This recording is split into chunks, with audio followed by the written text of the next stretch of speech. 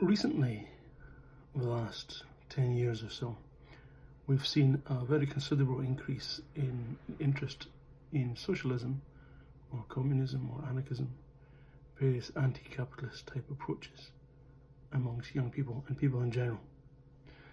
There's been a very considerable increase since the banking crisis of 2008, and this is, for me, of course, a very good thing.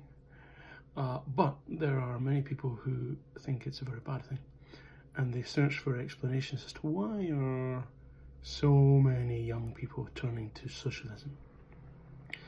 And one of the explanations that they come up with is that young people don't know what socialism is. My first reaction to that is to kind of laugh at how silly the right-wing way of thinking very often is. However, in this case, there's a certain validity to that point, because studies in America and in the UK have shown that most people don't know what socialism is, or what capitalism is, or what anarchism is. They simply just cannot come up with a good definition of it, and in tests or questionnaires to consider the depth of their knowledge, generally speaking, less than a third of people can come up with a kind of good definition of what these various things are. But the point is, who or what has created that lack of knowledge? And this is where the idea starts to work against right-wingers, because it is their education cuts which has done that. It's their closing of schools of sociology and cultural studies which has done that. It's their lack of funding to various types of education which focus on political knowledge or sociological knowledge, etc. And so the end result is, of course, young people do not know what these things are.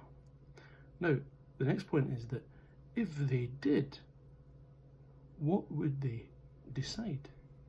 If they had a lot more knowledge of what socialism is or was, if they had knowledge of what the negative and the positive points of capitalism was, if they had knowledge of what happened in Stalin's Russia, in Mao's China, in the Spanish Civil War, in the communards, in the 19th century in Paris, if they had knowledge about Marx's original ideas, the socialist ideas before Marx, if they had knowledge about anarchism and the various anarchist thinkers of the 19th and 20th century, etc., etc., would they choose capitalism?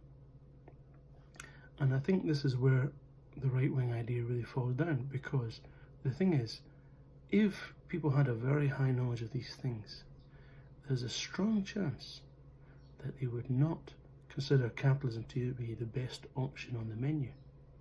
So right-wingers, you might hope and pray that people continue to not know what socialism is, because they might not choose what you wish them to choose.